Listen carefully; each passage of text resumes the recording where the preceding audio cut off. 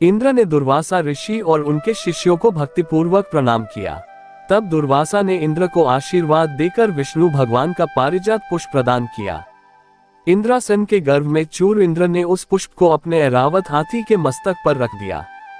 उस पुष्प का स्पर्श होते ही ऐरावत सहसा विष्णु भगवान के समान तेजस्वी हो गया।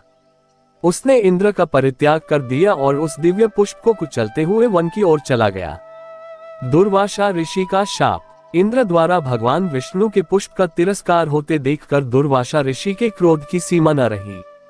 उन्होंने देवराज इंद्र को श्री लक्ष्मी से हीन हो जाने का शाप दे दिया।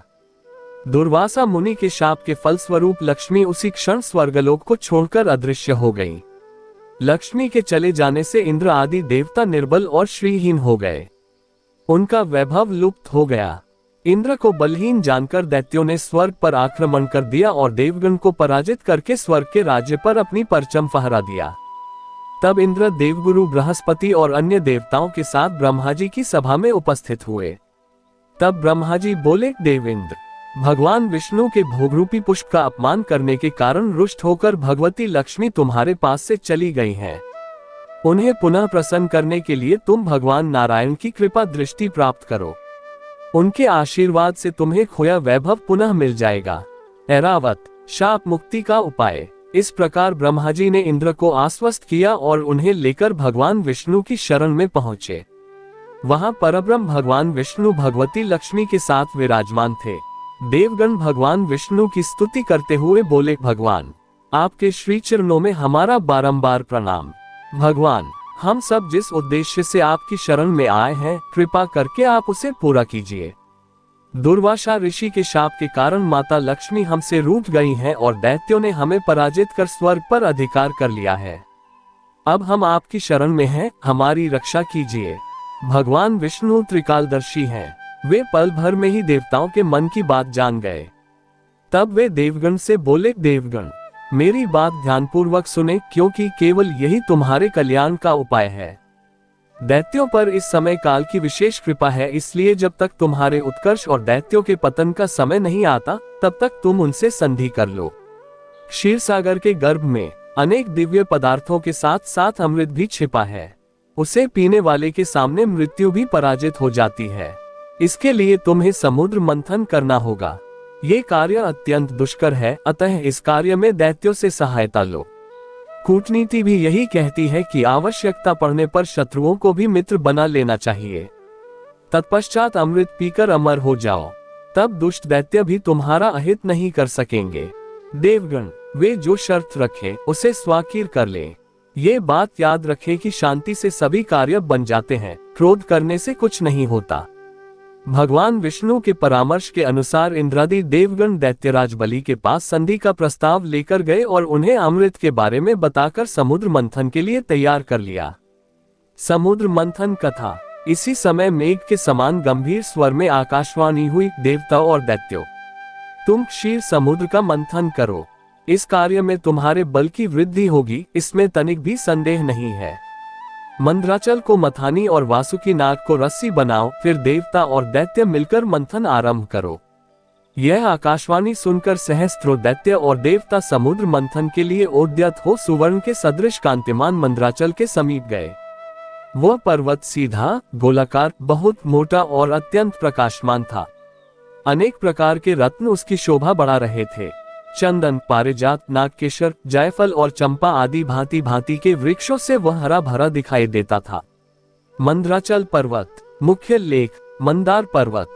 उस महान पर्वत को देखकर संपूर्ण देवताओं ने हाथ जोड़कर कहा, दूसरों का उपकार करने वाले महाशल मंद्राचल, हम सब देवता तुमसे कुछ निवेदन करने के लिए यहाँ आए हैं, उसे तुम सुनो। उनके यो कहने पर मंद्राचल ने देहधारी पुरुष के रूप में प्रकट होकर कहा, देवगण, आप सब लोग मेरे पास किस कार्य से आए हैं, उसे बताइए। तब इंद्र ने मधुर वाणी में कहा, मंद्राचल, तुम हमारे साथ रहकर एक कार्य में सहायक बनो। हम समुद्र को मथ कर उससे अमृत निकालना चाहते हैं। इस कार्य के लिए तुम मथानी बन जाओ। मंद्राचल ने बहुत अच्छा कहकर उनकी आज्ञा स्वीकार की और देव कार्य की सिद्धि के लिए देवताओं, दैत्यों तथा विशेषत इंद्र से कहा, पुण्यात्मा देवराज, आपने अपने वज्र से मेरे दोनों पंख काट डाले हैं, फिर आप लोगों के कार्य की सिद्धि के लिए वहां तक मैं चल कैसे सकता हूँ। तब संपूर्ण देवताओं और दैत्यों ने उस अनुपम पर्वत को क्षीर समुद्र तक ले जाने की इच्छा से उखाड़ लिया, परंतु वे उसे धारण करने में समर्थ न हो सके। वह महान पर्वत उसी समय देवताओं और दैत्यों के ऊपर गिर पड़ा। कई कुचले गए, कई मर गए, कई मूर्छित हो गए, कई एक दूसरे को कोसने और चिल्लाने लगे तथा कुछ लोगों ने बड़े क्लेश का अनुभव किया। इस प्रकार उनका उद्यम और उत्साह भंग हो गया। वे देवता और दानव सचेत होने पर जगदीश्वर भगवान विष्णु की स्तुति करने लगे। शरणागत वत्सल महाविष्णु, हमारी रक्षा कीजिए, रक्षा कीजिए। आपने ही इस संपूर्ण चराचर जगत को व्याप्त कर रखा है। विष्णु और वासुकी नाग, समुद्र मंथन। उस समय देवताओं का कार्य सिद्ध करने के लिए गरुड़ की पीठ पर बैठे हुए भगवान विष्णु सहसा वहां प्रकट हो गए। वे सबको अभय देने वाले हैं। उन्होंने देवताओं और दैत्यों की ओर दृष्टिपात करके खेल खेल में ही उस महान पर्वत को उठाकर गरुड़ की पीठ पर रख लिया। फिर वे देवताओं और दैत्यों को क्षीर समुद्र के उत्तर तट पर ले गए और पर्वत श्रेष्ठ मंद्राचल को समुद्र में डालकर तुरंत वहां से चल दिए। तदनंतर सब देवता दैत्यों को साथ लेकर वासुकी नाग के समीप गए और उनसे भी अपनी प्रार्थना स्वीकार कराए। इस प्रकार मंद्राचल को मथानी और वासुकी नाग को रस्सी बनाकर देवताओं और दैत्यों ने क्षीर समुद्र का मंथन आरंभ किया। इतने में ही वह पर्वत समुद्र में डूबकर रसातल को जा पहुंचा।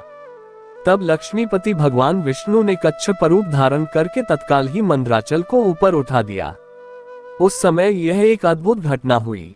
फिर जब देवता और दैत्यों ने मथानी को घुमाना आरंभ किया, तब वह पर्वत बिना गुरु के ज्ञान की भांति कोई सुदृढ़ आधार न होने के कारण इधर उधर डोलने लगा।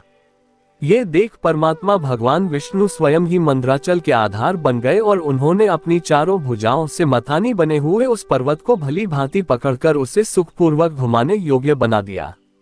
तब अत्यंत बलवान देवता और दैत्य एकीभूत हो अधिक जोर लगाकर क्षीर समुद्र का मंथन करने लगे। विष्णु जी का कच्छप रूप। मुख्य लेख। कूर्म अवतार। कच्छप रूपधारी भगवान की पीठ जन्म से ही कठोर थी और उस पर घूमने वाला पर्वत श्रेष्ठ मंद्राचल भी वज्रसार की भांति दृढ़ था। उन दोनों की रगड़ से समुद्र में बड़वानल प्रकट हो गया। साथ ही हलाहल विष उत्पन्न हुआ। उस विष को सबसे पहले नारद जी ने देखा। तब अमित तेजस्वी देवर्षि ने देवताओं को पुकार कर कहा, अदिति कुमारो, अब तुम समुद्र का मंथन न करो। इस समय संपूर्ण उपद्रवों का नाश करने वाले भगवान शिव की प्रार्थना करो। वे परात्पर हैं, परमानंद स्वरूप हैं तथा योगी पुरुष भी उन्हीं का ध्यान करते हैं। कूर्म अवतार। देवता अपने स्वार्थ साधन में संलग्न हो समुद्र मंथन रहे थे। वे अपनी ही अभिलाषा में तन्मय होने के कारण